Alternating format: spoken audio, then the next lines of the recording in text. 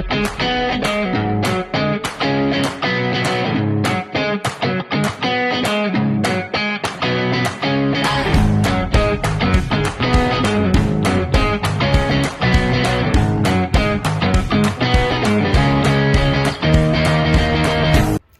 day, I am Marvel Q. Bravo, and for this course, we are going to have the remedial instruction for English. And we will have a group discussion together with my other members, and we will discuss about reading. So for the first slide, we need to know the different lesson outlines. So here we have letters A to G. So expect that we're going to discuss all of this as we go through our lesson. So for letter A, we have major fluency strategies. For letter B, we have correcting perceptual and decoding deficits in word recognition. For letter C, we have definition of terms. And for letter D, we have correcting sight word knowledge deficit. And for letter E, we have correcting basic sight vocabulary deficit. And for letter F, we have correcting knowledge and sound symbol correspondence. And for letter G, we have remedial vocabulary instruction. And for the next slide, we are going to define what is reading. So reading is the process of looking at written symbols and letters and understanding the meaning of them. So basically, reading is one of the macro skills that we have right now. And for the next slide, since we're talking about reading, of course, it involves fluency. So fluency, it means being able to decode words automatically, group them meaningfully, and read with expression. Being fluent in reading allows students to focus on comprehension, interacting with text, and attaching meaning to printed symbols. It also helps students develop more positive self-image as readers. Oral reading means communicating an author's message by reading aloud to an individual or audience. Fluency instruction has been found to result in improved reading comprehension, was stated by Dow Howard 1987. But for Blashman 2000, he concluded that without accuracy and fluent word recognition, there will always be constraints in comprehension. Here we have round-robin oral reading instruction. It is used as method of fluency. It involves having students turning a page in their textbook and selecting a student to begin reading orally. So for the next slide, we are going to discuss the different major fluency strategies.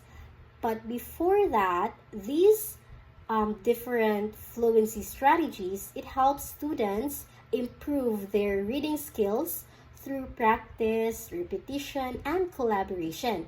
They focus on enhancing fluency, comprehension, and expression by using methods like reading together, echoing fluent readers, and performing scripts. These strategies build confidence and accuracy in reading. So for the first strategy, we have antiphonal reading. So it means groups of students are assigned to read parts of a selection or text in unison. So basically, this antiphonal reading, in that way, students enhance their reading fluency and comprehension through group interaction. For example, when one group reads the narrator's lines and another group reads the character's dialogue, students learn to engage with the text in a collaborative and expressive way. And for the next strategy, we have choral reading.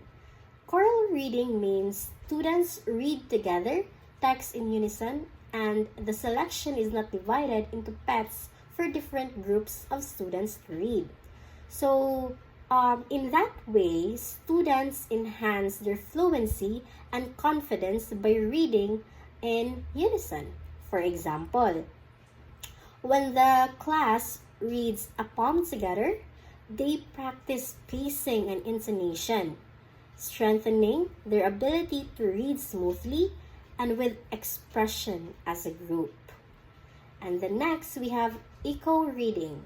It means fluency is modeled. Students immediately echo a phrase read by a skilled reader. So in that way, students enhance their fluency and listening skills by mimicking fluent speech or people who speak. For example, when the teacher reads a sentence and the students echo it, it leads to improvement their ability to match tone, rhythm, and pronunciation. And for the fourth one, we have paired reading. So it means a capable reader and a student who is having difficulty reading materials written at an instructional level are paired or partnered together. So in that way, in this strategy, their fluency and confidence by practicing with a more skilled reader. For example, when a teacher reads a picture book with the students gains confidence and improve by following along and receiving guidance from the teacher, because reading is actually effective if you have an effective someone that you really look up to. So yeah, that's how it enhance or develop your reading skills. Then next, we have the radio reading. So students are asked to think back to the days when people sat around the living room in anticipation of stories being told on the radio. In radio reading, one student is the announcer. This promotes listening skills and audience reading. So in this way, or in this strategy, students enhance their reading and listening skills by practicing expression and audience awareness. For example, when students act as announcers and read their parts aloud, they practice reading clearly while listening to and supporting their peers. And for the next one, we have readers theater. Students practice reading their script parts. After practicing their parts, they present the script to an audience of parents or peers without memorizing the script. So, in these strategies, students enhance their fluency, expression, and comprehension by performing a script. For example, when students perform a short play, they improve their reading by focusing on conveying the story's emotion and actions through voice and expression. So basically, we from the word theater, so we can see this kind of performing script in setting of what we call theater. So next, we have the repeated readings. It means students practice reading a selection until it is read perfectly. So in that way, or in these strategies, students enhance their fluency and accuracy by practicing the same text. For example, when a student reads a short story several times, they improve their reading speed and expression with each repetition. Yes, it's actually true. Like for example, when you read a book several times, it actually like glued in your mind, and this is actually one of the best way to improve your thinking, critical thinking skills rather, and your memorization and also your reading skills. And next, we have tape-assisted reading. Students read along in their books as they listen to an audio taped recording of their book by a fluent reader. This has been called talking books. So, in this strategy, students enhance their fluency and comprehension by following a fluent reader. For example, When students listen to an audiobook while reading, they learn to correct pacing and intonation by mirroring a fluent reader's performance. You're going to like adopt how the fluent reader said that kind of word, and you will um, possessed, or you're going to adopt that yourself in order for you to be good at reading. So these are the different major fluency strategies, and for the next slide, it will discussed by Miss Chrisley Jane Saladaga. So now let's move on with the remedial instruction and reading. So basically, it means that some students have trouble recognizing words because they don't analyze them correctly. They might keep using the wrong way to sound out words, or have difficult recognizing parts of word. Teachers can check this by covering parts of a word and seeing if the students can still recognize it. Let's have the definition of terms. So, first we have alphabetic knowledge, understanding that letters represent sounds so that words may be read by saying the sounds. So, alphabet knowledge, no, it means that knowing that letters represent sounds, which helps in reading by sounding out words and in writing by using the correct letters for sounds. And then the second one we have is sight word knowledge. Sight word knowledge, all words any one reader can recognize instantly with automaticity, not necessarily with meaning. For sight words, it means that words a person can recognize instantly without needing to sound them out, but they may not always know the meaning. Third one, we have basic sight words, a designated list of words, usually of high utility.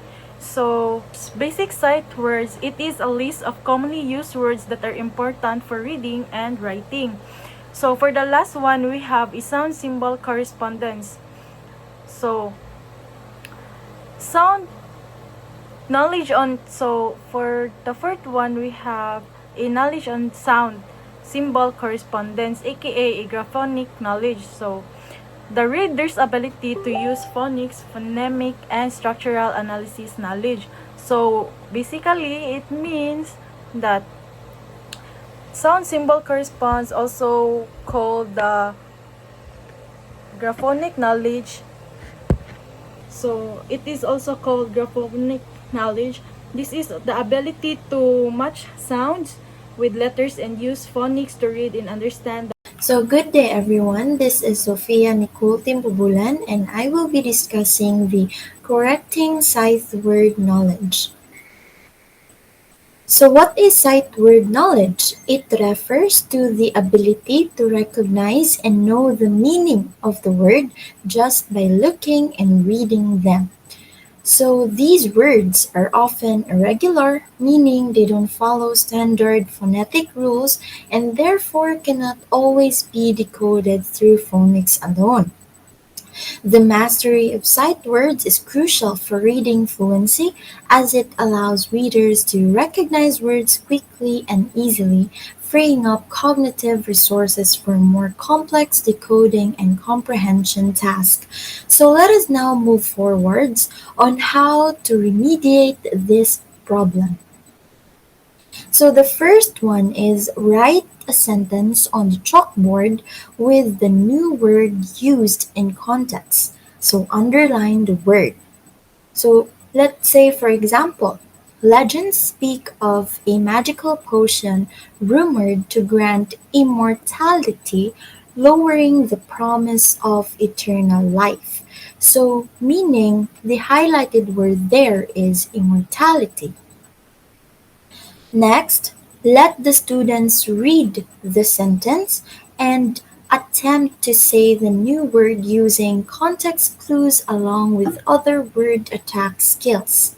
Then, discuss the meaning of the word or how it is used in talking and writing. Say, for example, immortality refers to the state of quality of being not subject to death or life. So that is the definition of immortality. So also try to tie something in their experience. If possible, illustrate the word with a picture or a concrete object. Then, write the word a students watch. Ask them to look for certain configuration clues, such as double letters, extenders, and descenders. Then, ask the students to write the word themselves and to be sure to have them say the word while they write it. Then, lastly, have the students make up and write sentences in which the words is used in context. Have them read these sentences to each other and discuss them. So, all in all, correcting a sight word language I mean, correcting a sight word knowledge deficit is a crucial aspect of literacy instruction. So, by addressing this gap, educators can help the students develop the fluency and comprehension skills necessary for the academic success. So, effective remediation requires a combination of explicit instruction, practice, engagement, and individualized support. While the process may take time and effort, the long term benefits for students are well worth it. So, the next one that I'm going to discuss is correcting basic sight vocabulary deficit. So, what is the meaning of this? The meaning of this is that it compasses a broader issue addressing a student's struggle to master a foundational set of words that includes not just irregular sight words, but also a common functional words and frequently encountered content words. So, what is the difference between sight word deficit and correcting basic sight vocabulary deficit? So, a sight word deficit specifically refers to a student's difficulty in recognizing high frequency, irregular words that do not follow standard phonetic patterns, while a basic sight vocabulary deficit encompasses a broader issue addressing a student's struggle to master a foundational set of words that includes not just irregular sight words but also common functional words and frequently encountered content words. So let us now proceed with correcting basic sight vocabulary deficit. So have the students trace the word, write it on paper, or use chalk or magic slates. So let's say, for example, the teacher can provide students with a set of flashcards that feature sight words such as the, and, is, and it. So have them trace the word and let's use the word and with their fingers on the flashcard first, then use a pencil or chalk to write it on paper or a magic slate. Then the physical contact of tracing and writing can help the student reinforce word recognition through kinesthetic learning. The next, have the students repeat the word each time it is written. So once the students have written the word and, which is our example word, on their paper, ask them to say it aloud several times as they write it. So let's say, for example, and, and. So repetition helps solidify the word in their memory and makes it more likely that they will recognize it automatically when they encounter it in reading. So the next one is have the students write the word without looking at the flashcard, then compare the two. So after practicing or writing the word and while looking at the flashcard, ask the students to close their eyes and turn the card over. So have them write the word from memory. So once they have written it, they can compare their version to the original flashcard. So this helps the students assess their recall and correct any mistakes, reinforcing their memory. So next is create study buddies. Match learners in the classroom with fellow students who have mastered the words. Take time to teach the tutors or the educators how to reinforce new words, so provide a big reward to both tutor and the learner once the learner has attained the goal. So let us say the teacher can pair up a student who is struggling with sight words. Let's say, for example, in, on, and with peer who has already mastered them. So have the educator use the flashcards reading games or sentence building activities to reinforce the sight words. So once the student can successfully master the words, both the teacher and the learner can earn a reward. So such as, let's say, for example, a certificate or a longer recess time. So next is provide reinforcement games for students to use on their own or with their study buddies. Games may be open-ended game boards or developed by levels according to the sub-lists. So I have here an example which is the Scythe Word Bingo. So this is a game where each square has a different scythe word that the students need to read aloud before marking it off. So students can also play the game alone with their study buddies or in small groups to make it more engaging, adding a competitive element such as raising to mark of words, but ensure the focus is on the correct pronunciation and recognition in or of the words. So next is provide charts, graphs, and other devices for students to display their progress. They serve as an excellent motivators, especially since students are competing with themselves rather than each other. So the teacher can create a scythe word progress chart. So this chart is where the students place stickers or check marks next to the words they have mastered. So this visual representation or progress motivates the students to continue learning as they track their success. Then you can also create individual word lists that students can cross off as they master each word. Then lastly, use your imagination. Have students dramatize phrases, build a scythe word like example cave, practice words while lining up, read sight word plays, and etc.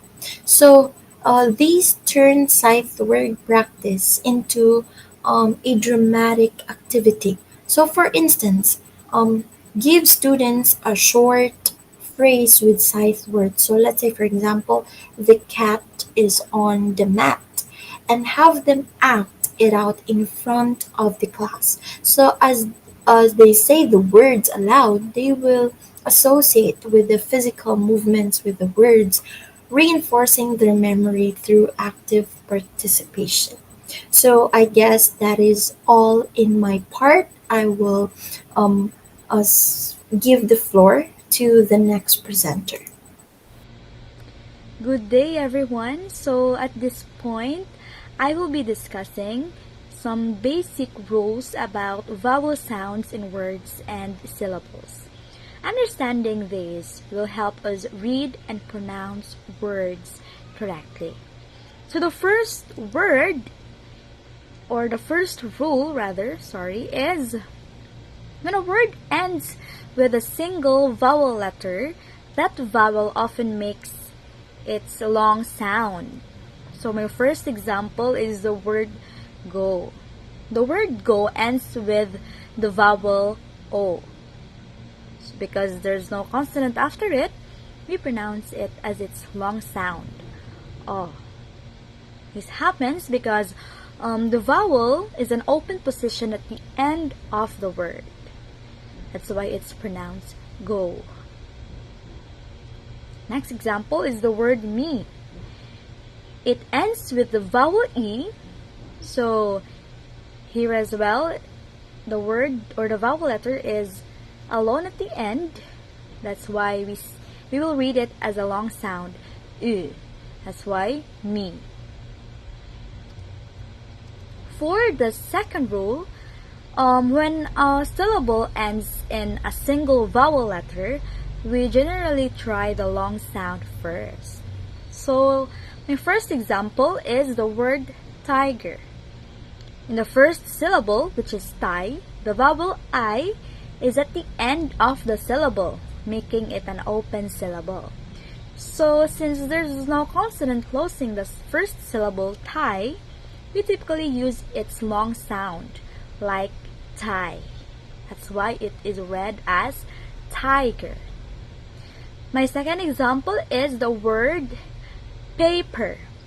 In the first syllable, pa, the vowel a is at the end and stands alone. This position means the vowel is usually pronounced with its long sound, like pay. That's why it's read paper. Okay. So in both cases, the syllable is open, ending in a vowel letter. So the vowel is allowed to say its name by taking on its long sound.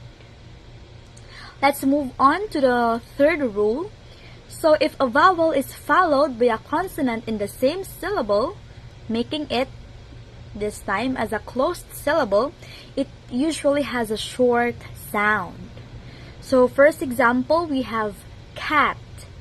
In cat, the vowel a is immediately followed by the consonant t or t, which closes the syllable.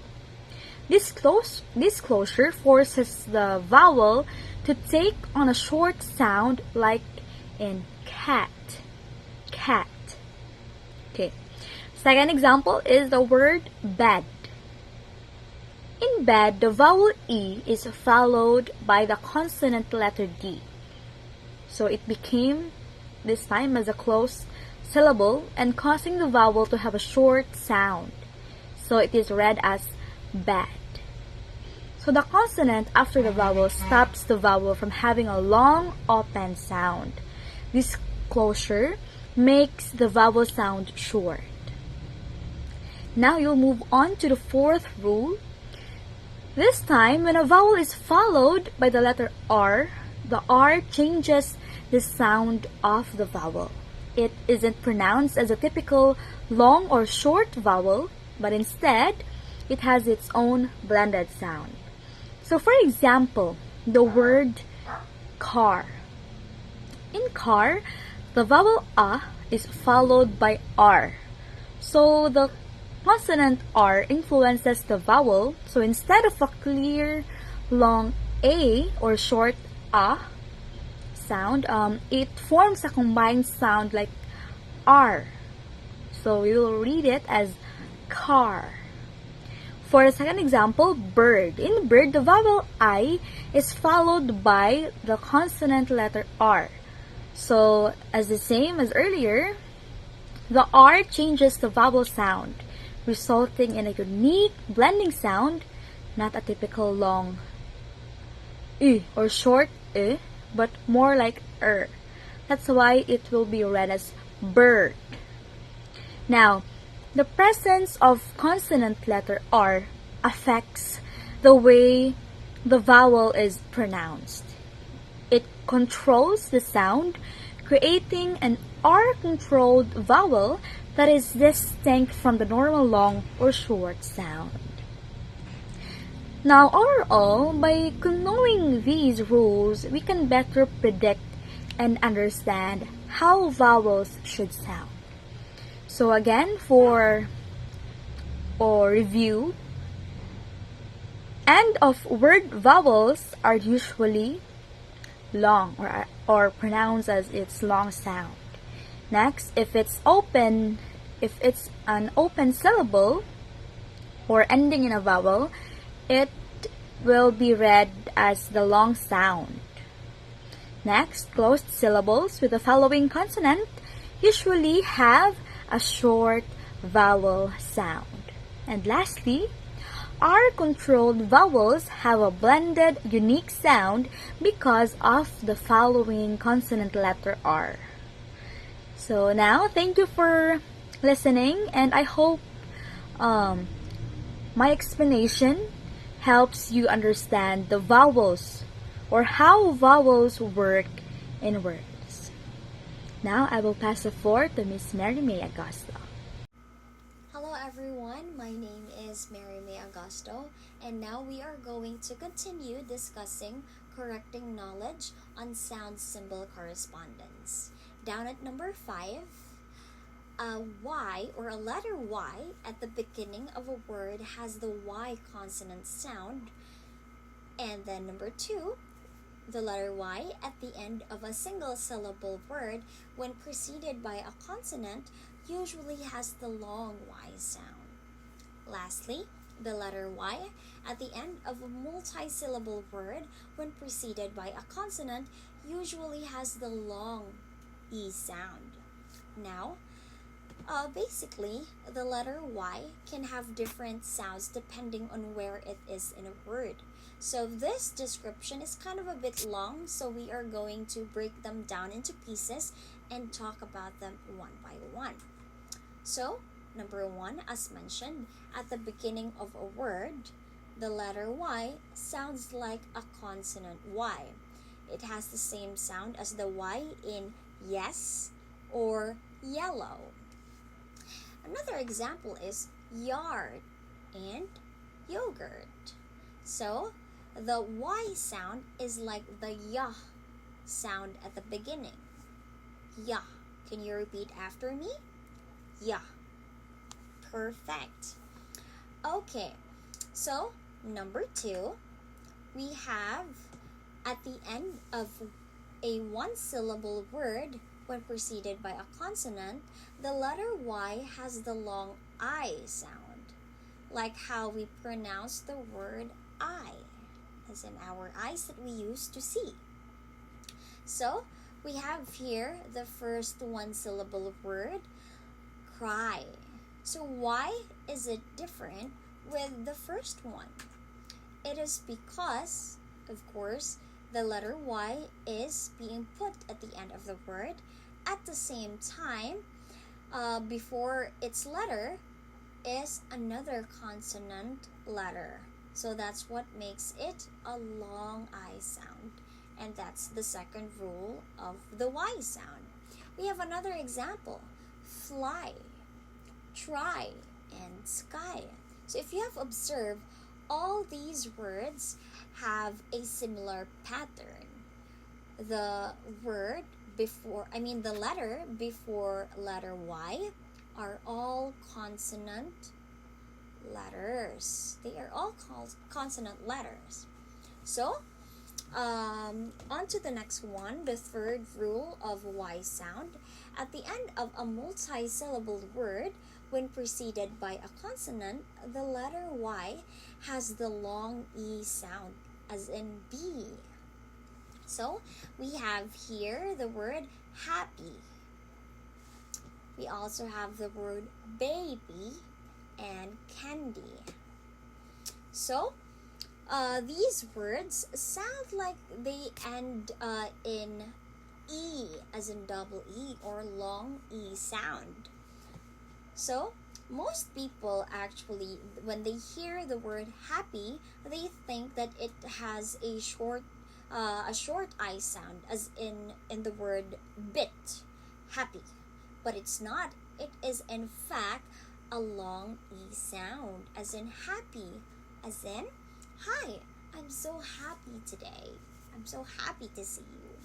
Or, oh, that's my baby.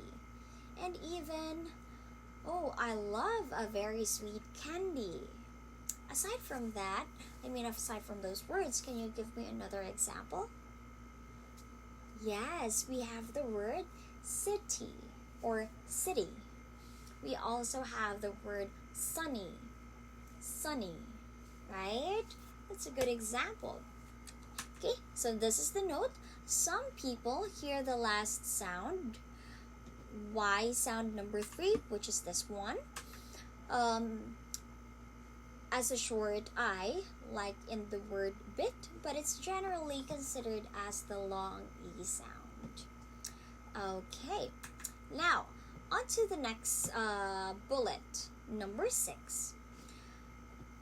In words ending with the vowel consonant silent E, the letter E is silent and the first vowel may be either long or short.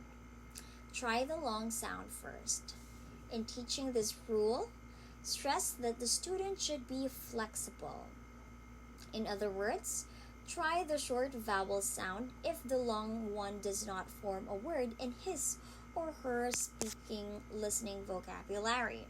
It has been demonstrated that students who are taught to be flexible in attacking words when applying rules such as this become more adept at using word attack skills than those who are not taught this flexibility. So it is still a very descriptive one, so we are going to break them down into pieces. Okay, so understanding the silent letter E rule.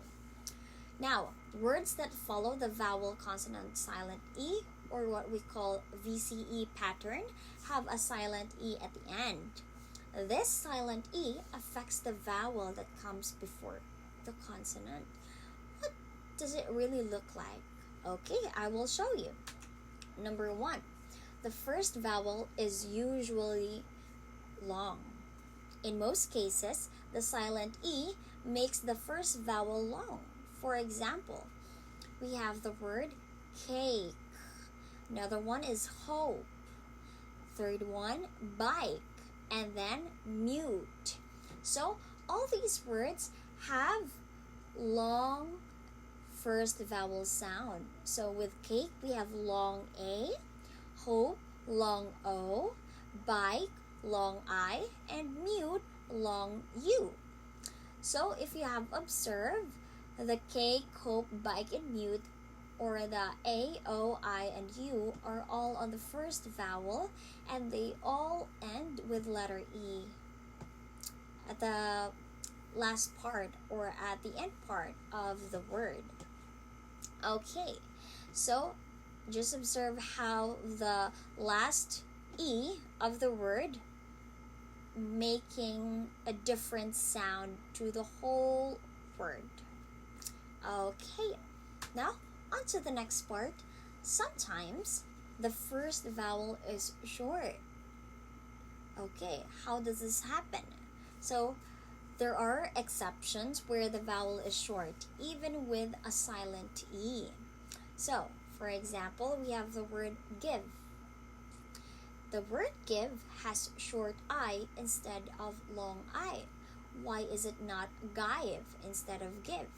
So this is just one of the exception. Now we also have the word love. Why is it not love instead of just, why are we using love instead of using the long O, as in love or love?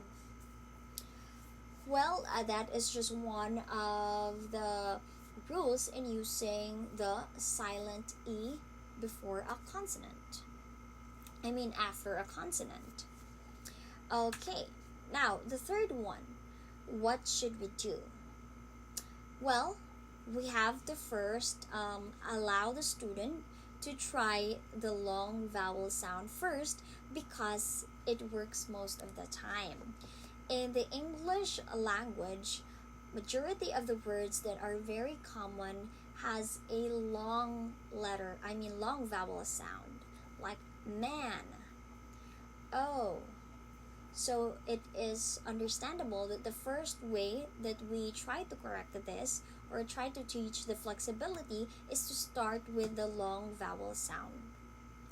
And then if the word doesn't make sense to them, they should try the short vowel sound.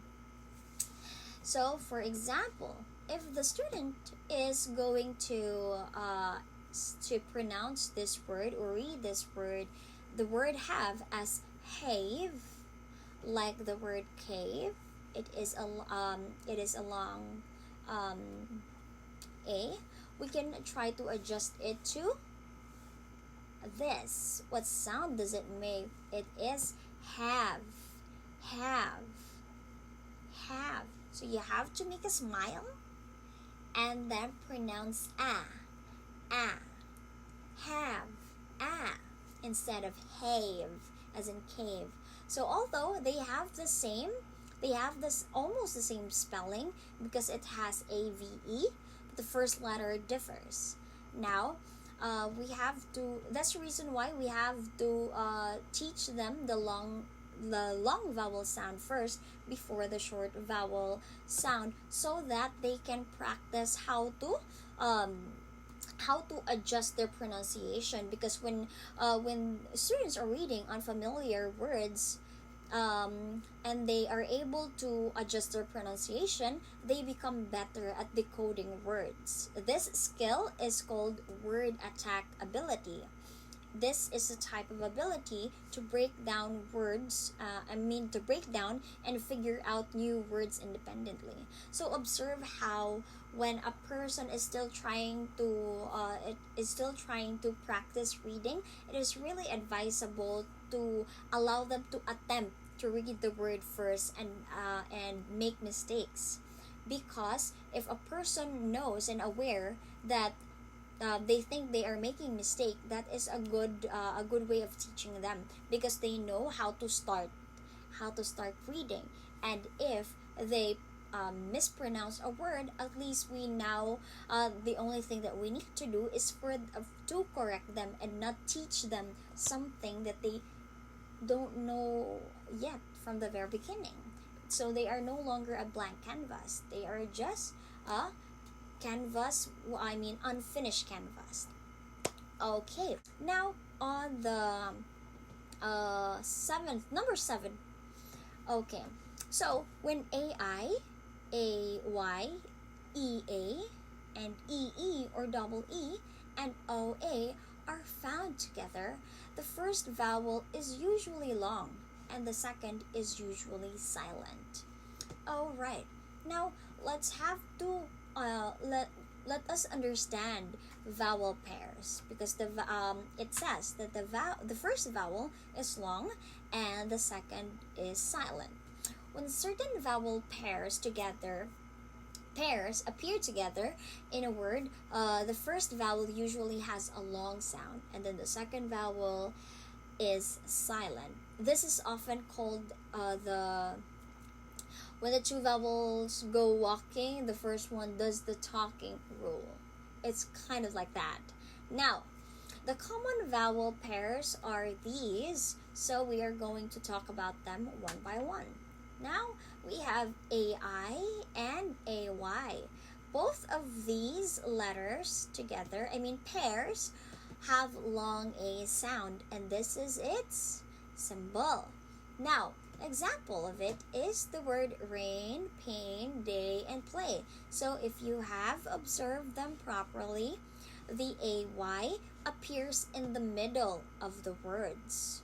So it mostly appears in the middle, and then the AY appears at the end of the words. So we have the word rain. It sounds like ain, as in rain, pain or pain as in pain, and then sounds like day and play. So they sound the same. They sound like a long A sound. Alright.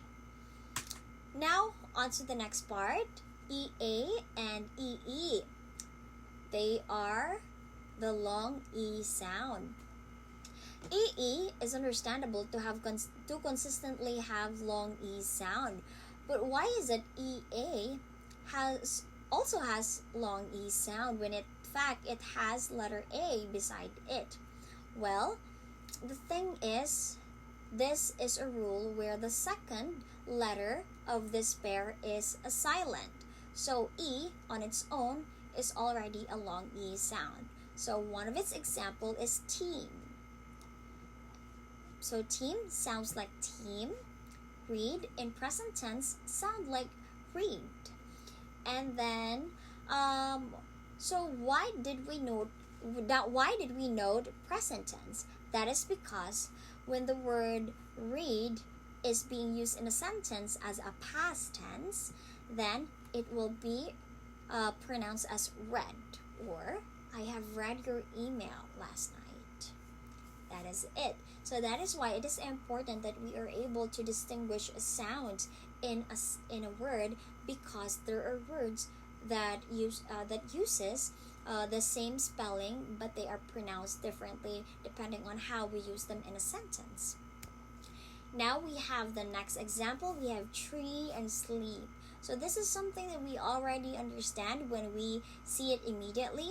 When we see double E, then automatically it is a long E sound. We prolong the sound of E.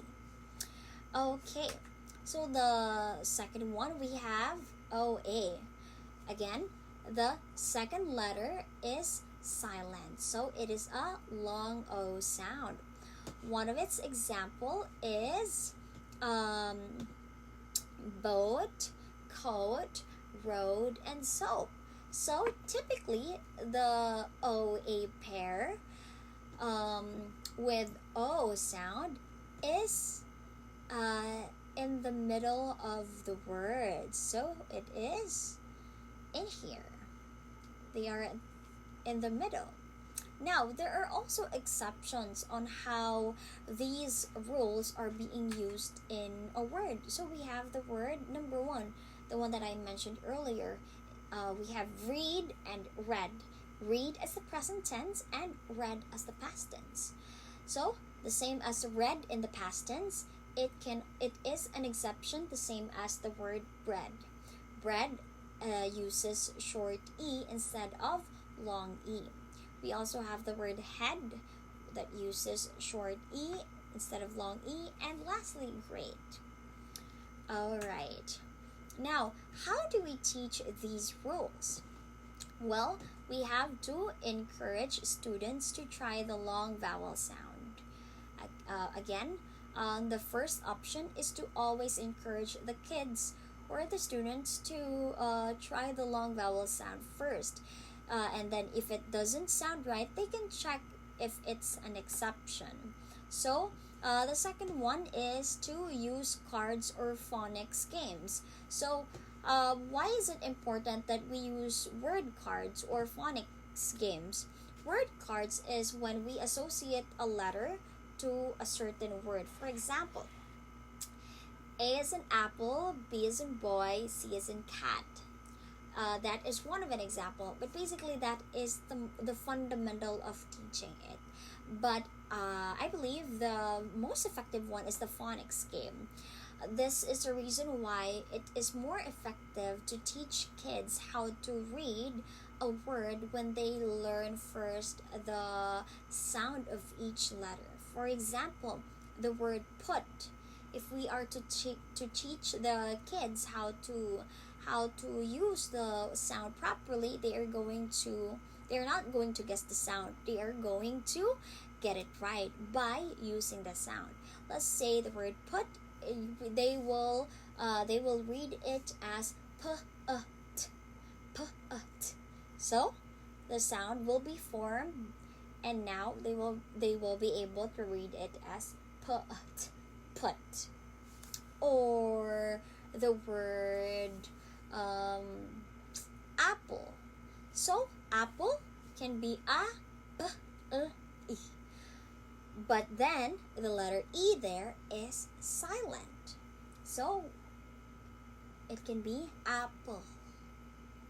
Apple. Apple. Apple. Apple. Alright. So that's the end of my discussion. I will be passing the floor to the next speaker, who is Mr. Reniel Manzanares. Thank you so much, Ms. Agosto. So to continue the discussion, I have here the 8th correcting knowledge on sound symbol correspondence. So the vowel pair OW may have either the sound heard in cow or the sound heard in crow. So this this rule emphasizes how the OW was integrated and the formation of sounds in a certain terms. So may it be how we pronounce cow, or just like how we pronounce crow. So the other examples aside from cow is the now, how, and brown. So just like how we pronounce these words, we somehow like replaced O with an A and pronounced it just how we pronounce the vowel A.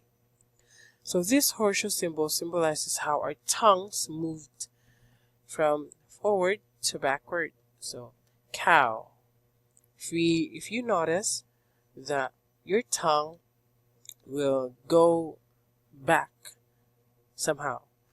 So in crow, in the terms crow, slow, grow, and snow, we read it as the typical way of how we read how we pronounce the term O. So crow, slow, grow, and snow.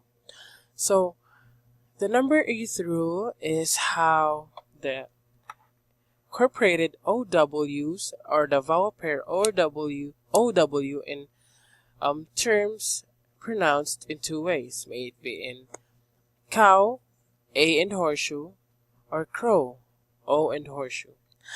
Next is the number 9th. When AU, AW, OU, OI, and OY are found together, they usually blend to form a diphthong. So what is a diphthong? Diphthongs are sounds where two vowels blend together smoothly in one syllable. So basically, two vowels blend together. So if we blend together A and U, if we blend these two vowels together, then it will give us O. So if we read this term, then we are supposed to read it as hunt. Next is A and W. So if we blend these terms, then these vowels, then it will give us ow. So we are supposed to read this term as clow. Next is O and U. So if we blend the vowels O and U together, it will give us ow. So we are supposed to read this term as loud. Next is O and I. So if we blend these vowels together, it will give us oi. So this term, so we are supposed to read this term as boil. Next is the O and Y. So if we blend them together, it will give us oi. So we are supposed to read this word as toy. So the 9th rule emphasizes the diphthongs, or the two vowels blend together smoothly in one syllable. Next is the number 10th, or second to the last. The double O sound is either long as in moon, or short as in book. So this rule emphasizes the two ways of how the double O is incorporated in terms, may it be long or may it be short. So the letters O can sound different depending on the word. So other examples other than moon is the food, the pool, and the school. So aside from our examples, we had for the short, we have foot, good, and wood. So again, the 10th rule is the ways, that's different ways on how the double O are incorporated or pronounced in words. May it be long or may it be short. Last is the 11th. So if A is the only vowel in a syllable and is followed by L or W, then A is usually neither long nor short. So this emphasizes how the letter A, if it is incorporated,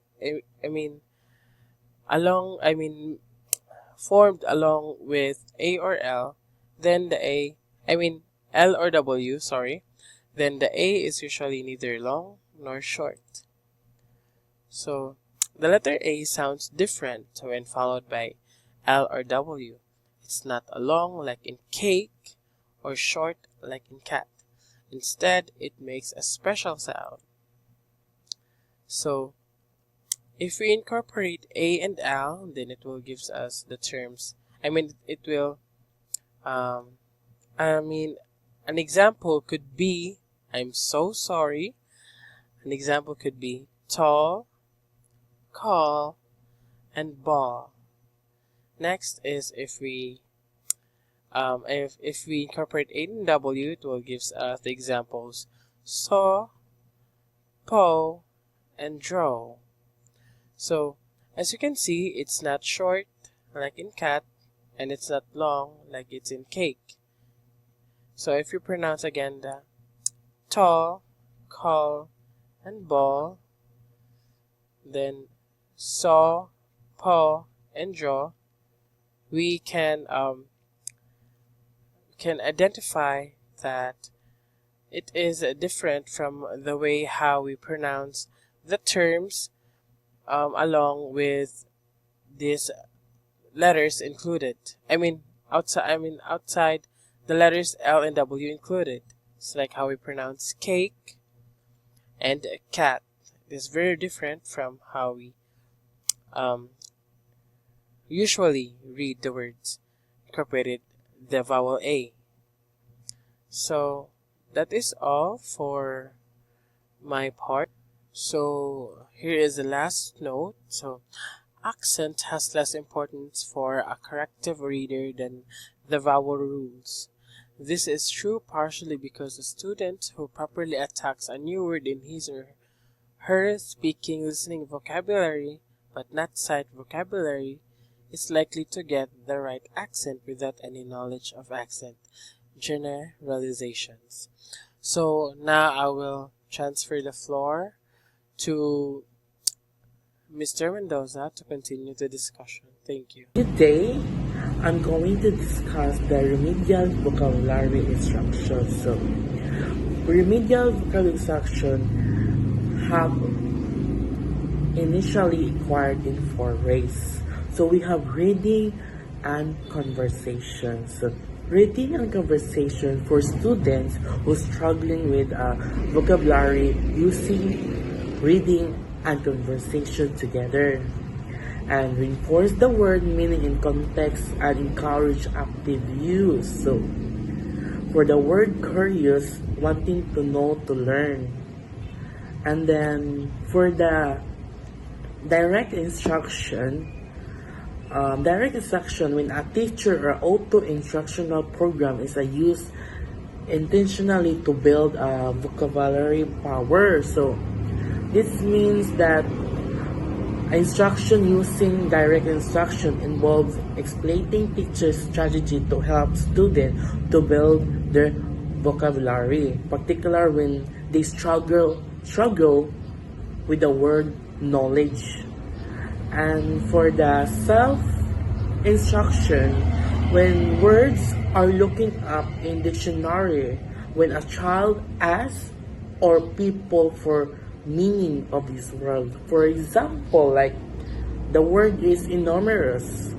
So if a child look it up in dictionary, a book or online dictionary, and read the definition. So the definition is a very large in a size or amount. So they are engaging in a self-instruction. Other is if they ask the teacher or the parent what does mean. So it means really big. So they are also using self-instruction. That's what you call self-instruction. Next is we have mental manipulation. So this is It sounds like you are looking for help, someone to develop a stronger vocabulary. So, for example, like to explain in more detail, um, asking, can you elaborate on what did you do this weekend? Or have the student write a sentence using elaborate correctly? That's all for the remedial vocabulary instruction. So next slide, we'll discuss Miss Rina Mundido. So let's proceed to number 4, considerations in remedial vocabulary instruction.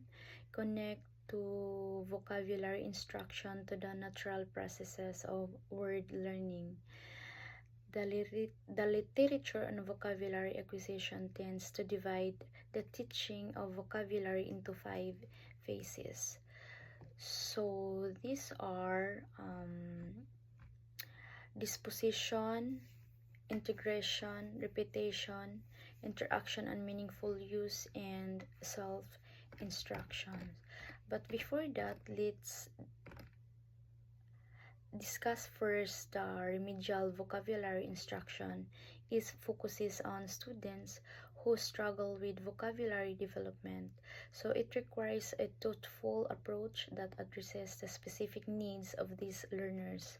So there are some case considerations.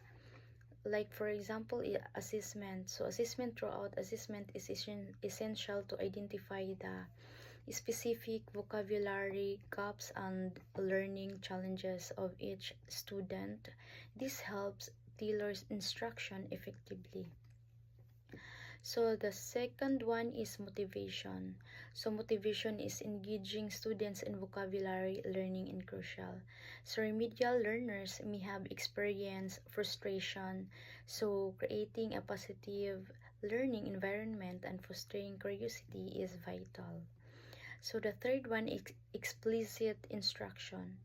Direct teaching of words, meanings, pronunciations, and usage is essential, especially for students who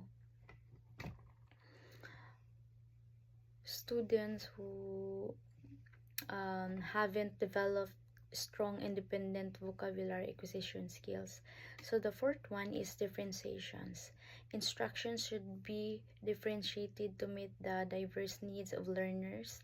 Some may need more visual aids, visual aids, others more hands-on activities, and others more opportunities for repetition and practice.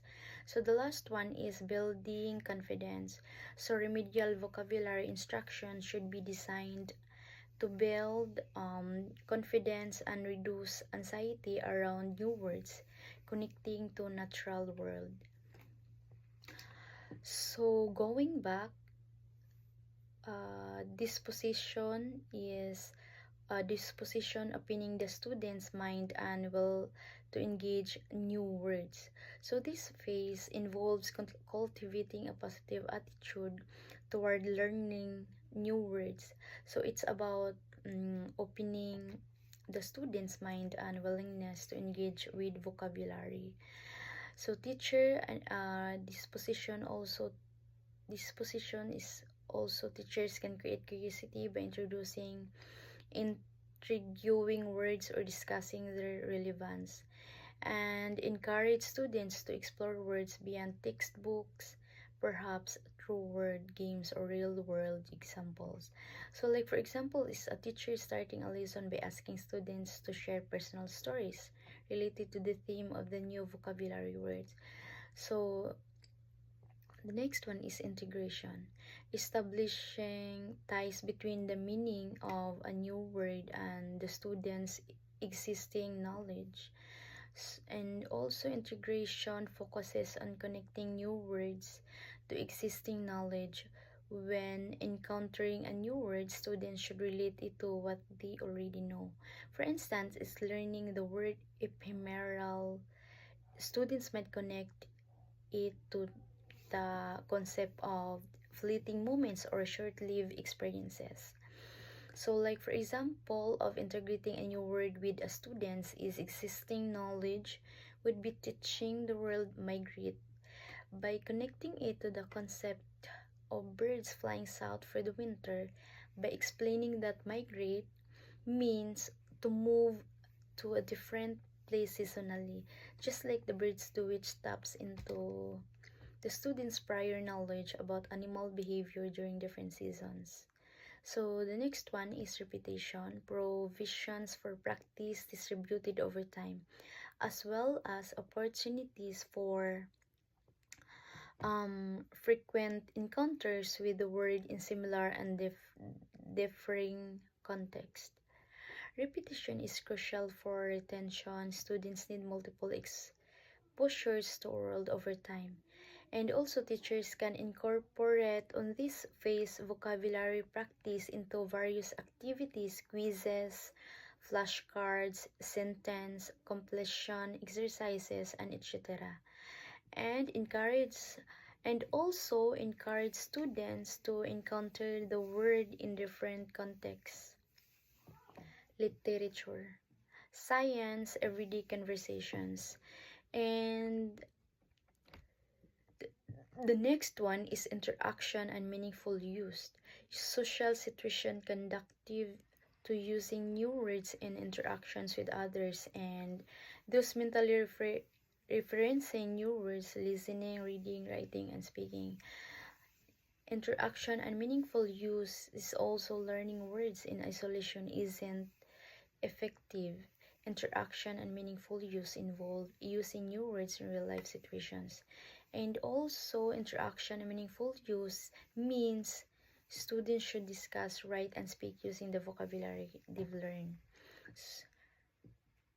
So, the last one is self instruction, maintaining an awareness of new words outside the classroom. So this phase reflects the ongoing process of learning new words independently. In remedial instruction, it involves encouraging students to actively seek out new words, use dictionaries and other resources, and maintain an awareness of vocabulary development beyond the classroom. So overall, integrating the five phases should be integrated into a holistic approach to vocabulary instructions.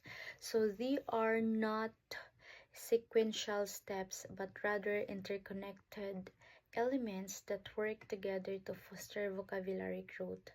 By understanding the natural processes of word learning and applying these phases in a remedial setting, educators can create a supportive and effective learning environment for students who need extra support in vocabulary developments. Good morning, everyone. My topic here in reading is concept-based approach. So, what is concept-based approach?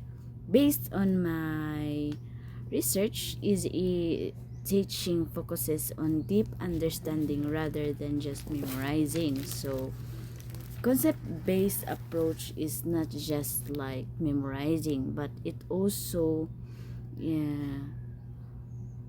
it also learn through experience, or it gives information knowledge through fields like students uh, fields like students give information retrieval and knowledge management. For example, encourages students to ask questions or think critically. So students must answer critically, like they can think or whatever they can give to an answer. And then we also have identified the relevant and irrelevant features of the concept in question. So example, focus on big ideas, transferability, deep understanding, and higher order skills. And here in concept-based approach, we should have big ideas, like we have knowledge, can create and then can understand. And then it provides examples of the concept Example, instead of teaching students how to paint or sculpt specific objects, they would explore the concept of expression in art. So, as what I said earlier, students can learn through experience. They can they can learn how to paint, sculpt, um, like for example, they how to draw. They can express their art, express their emotion in arts, and then they can learn. We also have provide examples of irrelevant but loosely related concepts with which it might be compared. We have fact-based learning, skill-based learning, topic-based approach, and concept-based approach. So fact-based learning, it involves memorizing. It focuses more on individual facts or isolated pieces of information. So fact-based learning is more on memorizing in, like for example, you can memorize in math, words, numberings. And then skill-based learning, this is the like learning through experience. It is the focus on the acquisition of specific skills or techniques. So must here it highlights in skill based learning is our skill. And then topic based approach is the topic based approach involves organizing the curriculum around specific topics or subjects such as plant and photosynthesis. And we also have concept based approach. This can be compared to various concepts that are loosely related but do not fully align with the fundamental principles of the approach. We also have relate the concept by some possible smaller or subordinating concepts. We have conceptual understanding, critical thinking. Concept Conceptual understanding, it has a deeper comprehension of the underlying principles, ideas, and relationships between concepts beyond role and memorization of facts. And then critical thinking, the ability to analyze, evaluate, and synthesize information in order to form reasons, judgments, and solve problems.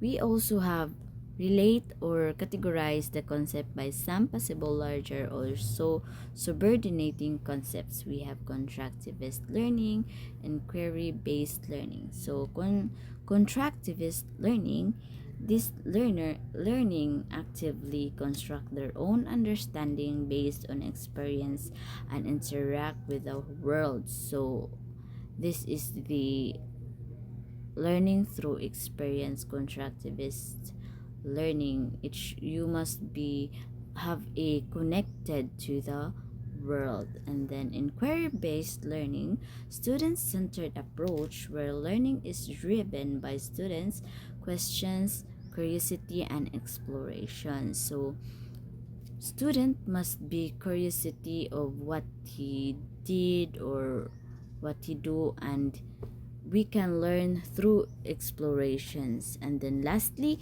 we have relate or categorize the concept alongside equal or coordinating terms. So this can be categorized alongside several equal or coordinating terms that represent other educational approach.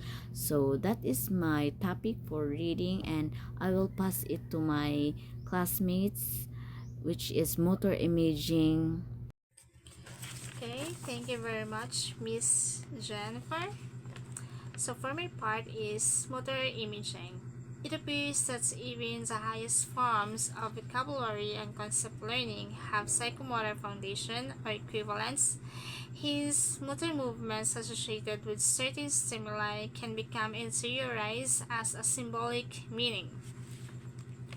So, what is an example of motor imaging? In motor imagery, we mentally rehearse the movements of the affected body parts without ever actually attempting to perform the movement. In other words, you imagine doing the motion in your mind. For example, you may imagine hitting a golf ball or drinking a cup of coffee. So there are three um, considerable advantages to knowing this where remediation is concerned. First, since physical sensory or proprioceptive learning can be interiorized, they also can be self-simulating, and as such, they are easier to rehearse and recall with the slightest mental reminder as well as from external stimulation. This is a really interesting point about physical sensory and proprioceptive learning. It makes sense that because these types of learning involves our own bodies and movements, they're easier to remember and re-engage. Think about it. If you learn a dance move, you don't just remember the steps intellectually, you feel them in your muscles. That physical memory is much stronger and more readily accessible than a purely mental one. Even a small trigger, like hearing a song associated with a dance, or even just thinking about it, can bring back the whole feeling and the ability to perform the steps. It's almost like your body remembers on its own. This is why things like physical therapy or learning musical instruments are so effective. The repetitive physical actions create strong proprioceptive memories that are easy to recall. In contrast, learning something purely abstract like a historical date relies heavily on rote memorization and is more easily forgotten. The lack of physical connection make it less sticky in our memory. So the self-stimulating nature of the physical sensory learning is a key advantage for rehearsal and recall.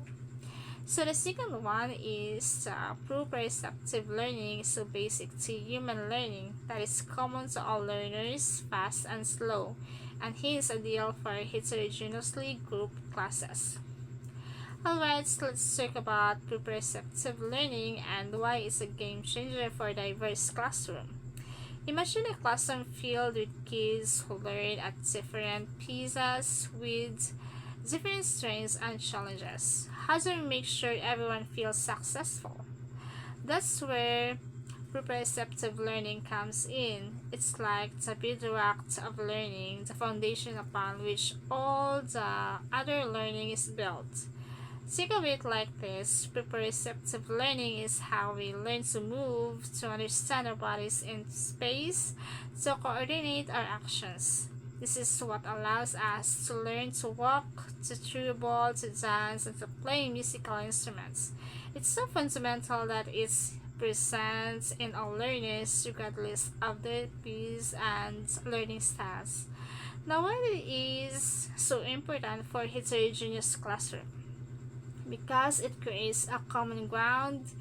It's a learning methods that everyone can access regardless of their backgrounds or learning abilities.